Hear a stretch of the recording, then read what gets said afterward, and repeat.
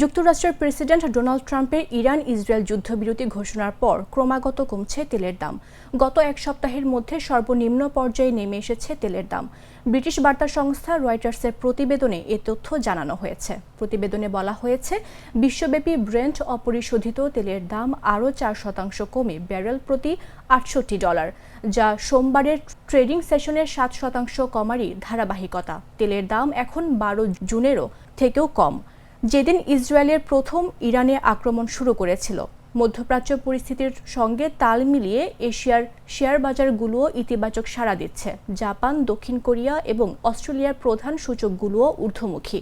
এর আগে সোমবার বিকেলে কাতারের রাজধানী দোহার উপকণ্ঠে অবস্থিত যুক্তরাষ্ট্রের আল উদিদ বিমান ঘাঁটিতে ভয়াবহ ক্ষেপণাস্ত্র হামলা চালায় ইরান। এর কিছুক্ষণ পরই ইসরায়েল ও ইরান যুদ্ধবিরতিতে সম্মত হয়েছে বলে ঘোষণা দেন যুক্তরাষ্ট্রের প্রেসিডেন্ট ডোনাল্ড ট্রাম্প। ট্রুথ সোশ্যালে মার্কিন প্রেসিডেন্ট জানান, আগামী প্রায় 6 ঘন্টার মধ্যে এই যুদ্ধবিরতি কার্যকর হবে, যখন উভয় দেশ তাদের চলমান সামরিক অভিযান ধীরে ধীরে গুটিয়ে নেবে।